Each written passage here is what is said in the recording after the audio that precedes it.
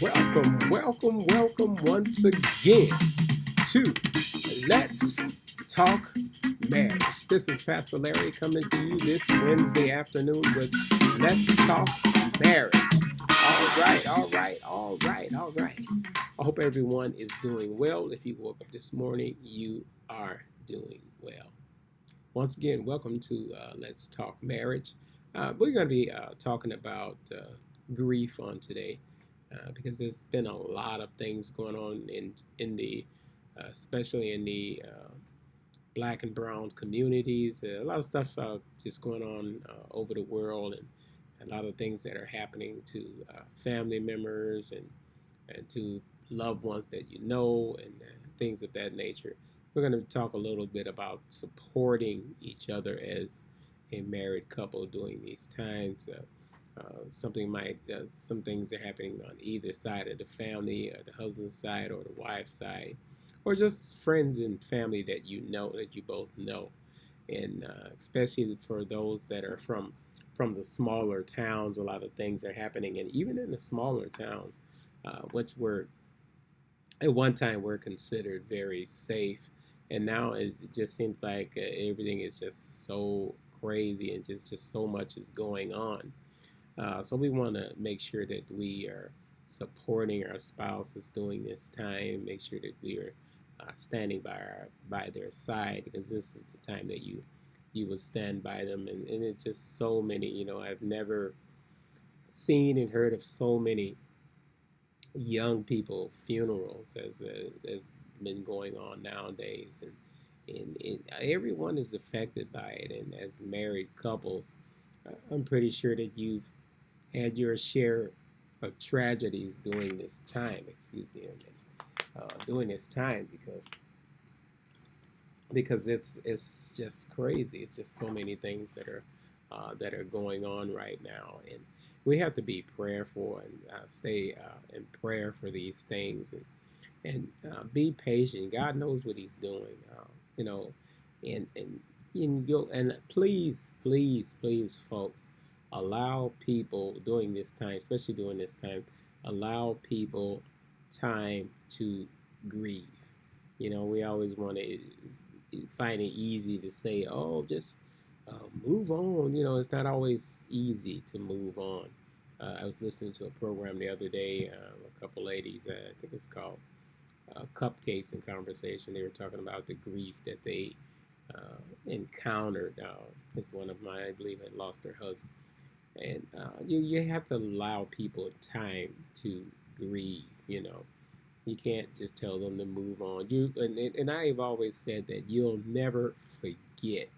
What you do is you pray so you can get through it. You'll never forget it, especially if it's a close one, a loved one, a spouse, or a child. You never get over it. You just ask the Lord to get you through it, because you never forget that person, especially if they were a special person in your life. And by all means, make sure that you seek some kind of counseling if you find that the grief is causing you to go into deep depression and things of that nature. Make sure you seek counseling. It doesn't have to be a regular counselor. There's plenty of Christian counselors out there, and if you don't have it at your church, look for a church that's in the area that might have it, because some churches do have grief counselors on hand, and make that connection to connect with them as well. Because again, there's so many things that are going on right now in the world, and we want to make sure that we are supporting each other in this. Make sure we are supporting our children, because there's a lot of grief that are going on even in the school system. So make sure that you're sitting down with your children, talking to them. Make sure to keep an eye on them, especially if there's something tragic that happened in their school. Make sure you sit down and talk with them, have that conversation with them, and make sure you keep an eye on them, because sometimes our young people are suffering, and we, as because of our busy lives, we might not notice it. But make sure you're talking to your children, and make sure that you are keeping an eye on them, and watching their habits, their behavior habits, And if they need counseling, make sure they get counseling as well. As a pastor, I've 100% say if you need counseling, seek counseling. If you need marriage counseling, seek marriage counseling. We as neighborhoods of black and brown, we tend to, oh, I don't need to see nobody. I ain't crazy. It's not that you're crazy. It's just sometimes you need that neutral party to talk with. And I've always said that I'm 100% behind those that are in that field. I had some training in it, have a degree in it, but not a master or anything like that in it. But I do have some have a degree in that area of counseling. So make sure that you seek someone. If you don't want to, talk to someone, make sure you get a third party that don't know you or your spouse, or don't know your family history or family story. Make sure you seek those people and make sure you continue in prayer. Make sure you stay in church because that is a help. Being in church is a big help. But that's not the only thing that some people need. Some people need a little more than just spiritual. They need mental.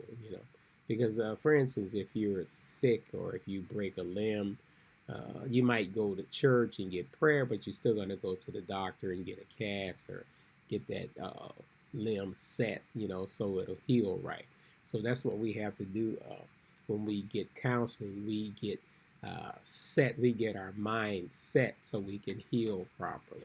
And a lot of people are not healing properly. That's why people are sinking into deep depressions.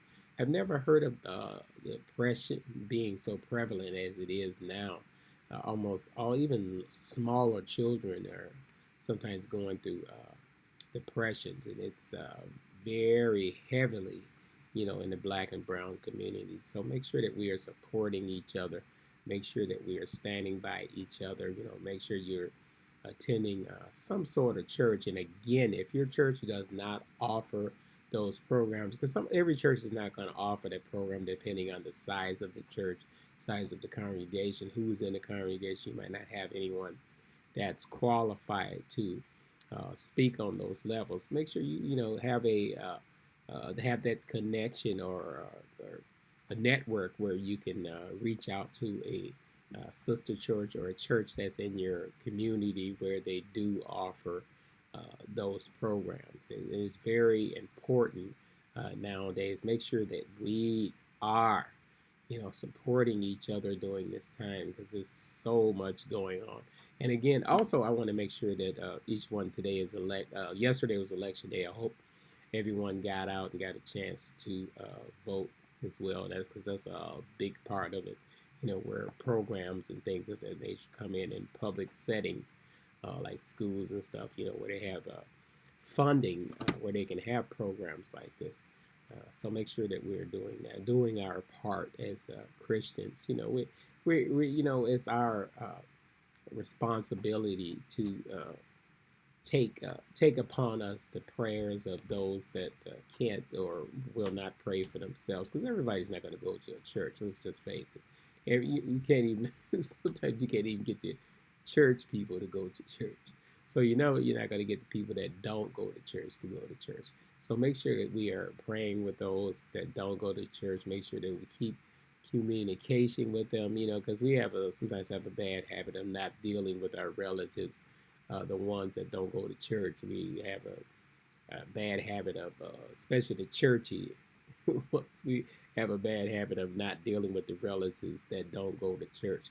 Just because they don't go to church does not mean that they don't have feelings. And find out why they don't go to church. Have that conversation, but don't bring it up.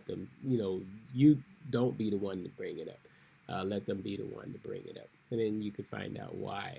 Because during this time, we have to make sure that we are supporting each other on every end. Make sure we are praying for each other, keeping each other up in prayer. You can't. This can't be said enough. Prayer and counseling. That those two. That to me is always gone together. Prayer and counseling. Where you sit down and talk. Because it's hard sometimes to talk about things. That's why that's where it comes in, where you find a neutral party where you can talk about those things, and make sure that we are loving on our relatives and our family members, because again, with all the grief that is going on, life is too short to be holding grudges, especially these family feuds. You have family members that's been out there against each other for years, and if you ask them what they were arguing about or what the fight was about, they don't even remember. It's been so long. So make sure that you mend those relationships with your family members. Make sure you keep the lines of communication open, because you never know. You could be here today and gone tomorrow. By the grace of God, we all are still here. So make sure we make the best of it by supporting each other, and you be that post that people want to lean on. And that person that everyone wants to come to. Try to be that person.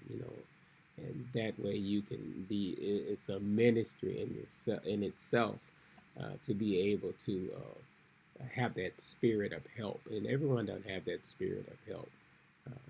Just make sure that we're, again, I can't stress it enough, make sure we're supporting each other. Make sure we are getting the help that we need, because there's too many of our young people that are going away, or being bothered by stress, depression. You hear that word so often, where people, even with all the things that are going on, or the things that are out there, or the different avenues that are out there that can occupy your time.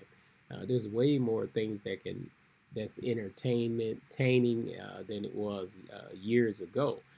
For instance, we didn't have like video games or things where you can sit down by yourself and think. We didn't have things like that. You had to read a book.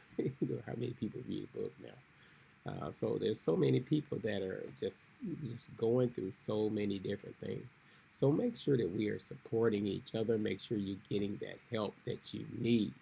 And once you get that help that you need, make sure you stay in church. If you don't go to church, I'm not coming against those that don't go to church, because sometimes when people, if you sit down and talk with them and find out why they don't go to church, sometimes they might have a legitimate reason why they don't go to church.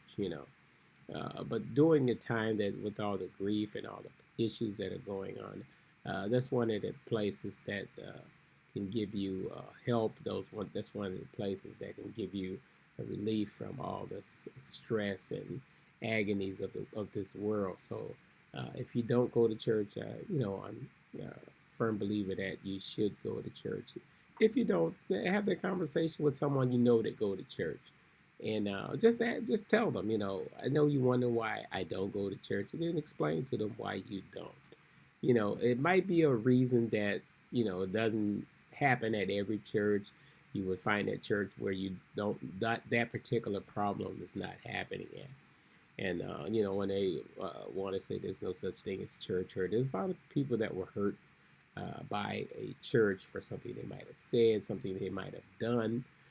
So we have to be careful as leaders in the churches to make sure that we notice that when people in the congregation are going through things, that's why we have to pray and stay prayed up and fasting, so we can know what messages to deliver on Sunday morning to help people during this time of grief.